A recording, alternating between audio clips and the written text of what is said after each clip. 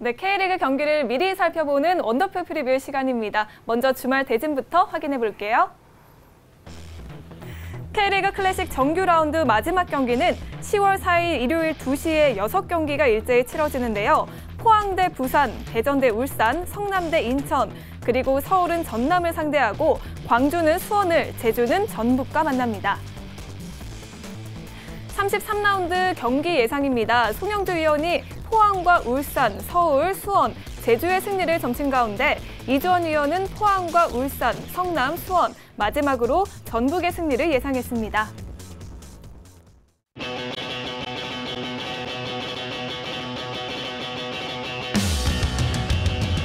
원더풀 K리그가 선정한 2주의 한 매치, 그 첫 번째 경기는 수도권 두 팀의 맞대결입니다. 바로 성남 대 인천의 경기인데요. 상위권 순위 싸움에 매진 중인 성남을 상대로 인천은 상위 스플릿 자력 진출을 이룰 수 있을지 주목됩니다.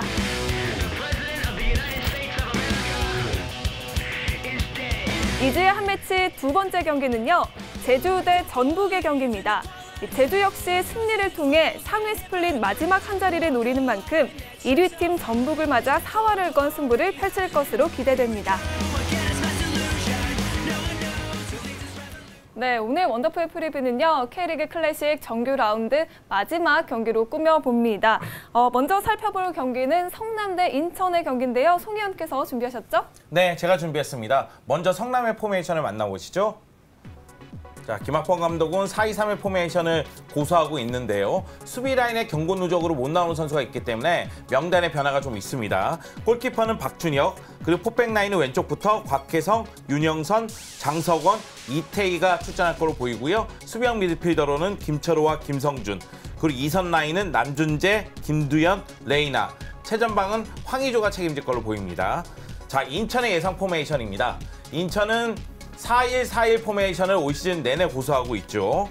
골키퍼는 유영 골키퍼가, 포백 라인은 박대한, 이은표, 요니치, 권한규가, 수비형 미드필더는 김원식이, 2선 라인은 박세직, 김도혁, 김동석, 김인성, 그리고 최전방은 케빈이 책임질 걸로 보입니다. 네. 인천에게는 상위 스플릿 향방이 갈리는 경기입니다. 그렇기 때문에 시즌 통틀어서 정말 중요한 경기라고 할 수 있는데요. 그런데 상대가 만만치가 않아요. 네, 성남은 만만치가 않습니다. 네. 성남 같은 경우에는 이미 상위 스플릿 진출을 확정을 지었습니다. 네. 하지만 성남의 궁극적인 목표는 다음 시즌 AFC 챔피언스리그 진출권을 획득하는 것이거든요. 네. 그렇기 때문에 한 경기 한 경기가 중요하다고 생각을 하고 있고요. 이것은 추석 기간 휴가 기간을 보면 알 수가 있어요. 선수들에게 휴가 기간을 단 이틀만 줬습니다. 그러면서 훈련에 돌입하는 모습이 있었거든요. 네. 그러면서 전체적인 조직력을 신경 쓰는 모습이고요. 그러면서 2승을 기록하고 있습니다. 여기에 황의조가 최전방, 그리고 레이나, 남준재, 박용지, 김동희가 2선, 그리고 김두현 선수가 부상에서 돌아왔습니다. 네. 그렇기 때문에 파괴력을 보여줄 것으로 보이는데요. 다만 장하경, 김태현, 전상욱이 경고 누적으로 출전하지 못하기 때문에 수비가 약간 흔들릴 수가 있어요. 네. 자, 인천 같은 경우에는 25일부터 4일간 선수들에게 휴식을 줬습니다. 근데 그 이유 중에 하나는 월급이 제때제때 나오지 못하고 있는 상황이거든요. 그래서 선수들의 사기가 좀 떨어질까 봐 여러 가지 생각해서 휴가 기간을 상당히 많이 줬고요. 그러면서 전체적으로 선수들의 사기는 나쁘지 않습니다. 인천 같은 경우에는 이 경기에서 승리한다면 자력으로 상위 스프릿으로 진출할 수 있기 때문에 이 경기가 매우 중요한데요. 다만 최근 분위기는 좋지 못해요. 4경기에서 1승 3패를 기록했거든요. 그리고 최근 당한 3패가 모두 0대1 패배입니다. 요니치 중심의 수비가 안정감을 그대로 좀 유지하는 하고 있지만은 공격의 파괴력이 좀 부족해요. 네. 역시 이제 케빈 선수, 그리고 좌우 측면에 있는 박세직, 김인성, 이천수, 이런 선수들이 득점포를 가동할 필요성이 있습니다. 네, 그런데 인천 같은 경우에는 최근 경기력이 별로 좋지 않잖아요. 그런데 또 이 성남을 상대로 좋은 기억이 없어요. 네, 뭐 상대 전적에서도 인천이 좀 열세에 놓여 네. 있습니다. 6승 15무 13패로 굉장한 열세고요. 올 시즌 경기에서도 성남을 상대로 승리가 없는 인천이 되겠습니다. 4월에 있었던 6라운드 성남 원정에서는 0대0, 그리고 7월에 인천 홈에서 펼쳐졌던 22라운드 경기에서는 김두현 선수에게 한 골을 얻어맞으면서 0대1로 패한 적이 있습니다. 인천의 김도훈 감독은 올 시즌 목표를 전구단을 상대로 승리하는 게 목표다라고 얘기를 할 정도였는데 그 목표에 좀 가깝게 다가서기 위해서는 이번 정규리그 마지막 경기인 성남전에서 꼭 승리를 해야 되는 상황에 놓여져 있습니다. 네, 무엇보다 이번 경기 정말 인천이 꼭 승리를 해야 하는 이유는 상위 스플릿 진출이 아닐까 싶은데요. 이 경기에서 승리를 하면 자력으로 진출이 가능한 거죠? 네, 그렇죠. 왜 그러냐면 현재 승점 45점으로 6위에 위치하고 있거든요. 네. 이 경기에서 승리를 거두게 된다면은 자력으로서 상위 스프릿을 이제 진출하는 것을 확정하게 되는데 지금 상황이 그렇게 녹록하진 않습니다. 7위 제주가 승점 43점이고요. 8위 전남이 승점 42점이니까 만약의 경우 인천이 이 경기에서 무승부를 거두거나 패할 경우 타 팀들의 대결을 지켜봐야 되거든요. 네. 결국 인천 입장에서는 이 경기를 반드시 잡아야 돼요. 1년 농사를 열심히 지어서 마지막 이 한 경기를 놓쳐서 상위 스프릿으로 진출하지 못한다면 네. 인천 선수들의 심리적인 타격은 굉장히 커질 것으로 보입니다. 네, 인천의 올 시즌 운명을 가늠할 정말 중요한 경기입니다. 그럼 이번 경기에서 키플레이어를 한번 꼽아볼까요? 네, 성남은 역시 김두현입니다. 왜냐면은 양 팀이 모두 많이 뛰는 축구, 강한 압박을 보여주기 때문에 네. 김두현 선수가 창의적인 플레이를 통해서 공격 라인을 어떻게 지휘하느냐에 따라서 성남의 공격력이 달라질 수가 있거든요. 여기에 김두현 선수는 올 시즌에 무려 7골을 넣고 있어요. 해결사의 면모도 보여주기 때문에 김두현의 활약이 매우 중요하고요. 또 지난 인천전에서 결승골도 넣었고요. 네. 자, 그리고 인천은 김인성이에요. 그러니까 김인성이 없을 때 인천은 공격 전개 자체에 어려움을 겪습니다. 근데 김인성이 있을 경우에는 측면 쪽으로 활용한 공격 전개, 특히 측면 쪽을 돌파하면서 크로스를 올린 다음에 케블이 마무리 짓는 그런 공격 루트가 형성이 되고요. 또 하나는 빠른 역습이 가능하다는 거죠. 그렇기 때문에 김인성이 역습 상황에서 또는 측면 공격을 전개할 시에 얼마만큼 빠르고 정확하고 날카로운 모습을 보여줄 수 있느냐, 이것에 따라서 인천의 공격력이 달라질 것으로 보입니다. 네, 정말 기대가 되는 경기 성남 대 인천의 경기 살펴봤습니다. 그럼 이번에는 상위 스플릿을 노리는 또 한 팀이죠. 바로 제주와 전북의 경기를 이어서 예상을 해볼게요. 이번에는 이 위원께서 준비하셨죠? 네, 제가 제주와 전북 경기를 예상해 봤습니다. 먼저 제주의 포메이션부터 예상해 보겠습니다. 자, 골키퍼의 김호준, 수비라인의 배재우, 오반석, 백동규, 정다원, 그 앞에 양준하, 윤빛가람, 그리고 송수영, 송진영, 로페즈, 까랑가 선수로 공격 라인이 구축될 것으로 예상을 해봤고요.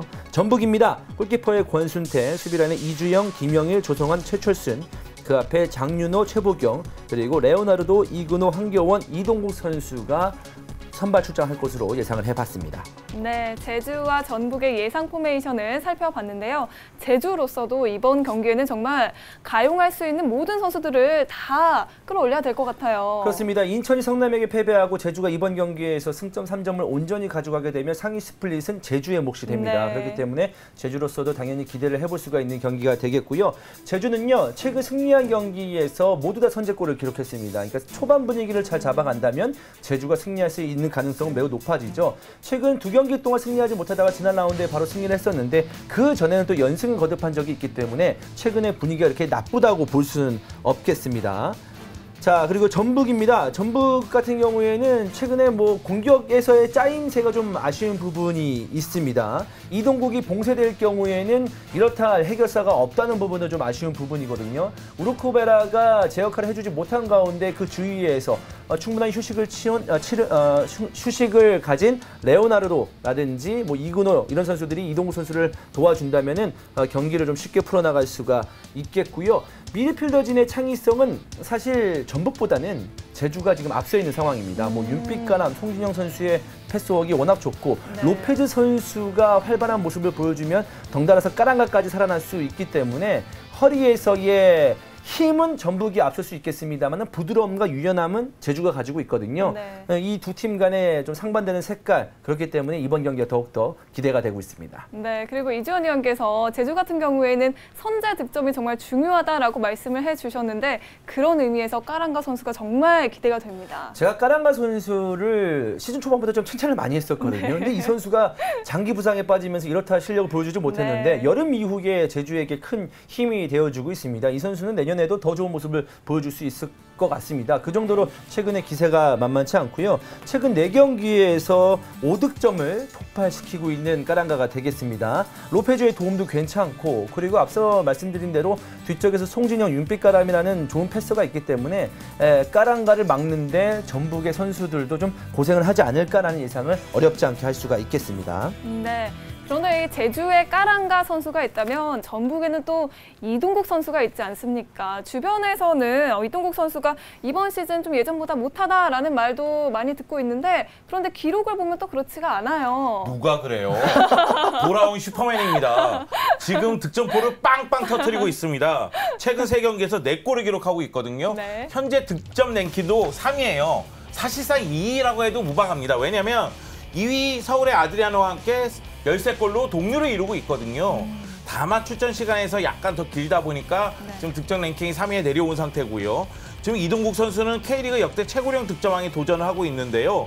2002년도에 에드밀슨 선수가 만 34세로 득점왕을 차지했던 경험이 있거든요. 근데 지금 이동국 선수의 득점력 말 그대로 돌아온 슈퍼맨이기 때문에 네. 충분히 득점왕에 오를 수 있는 분위기를 조성해 놨습니다. 네.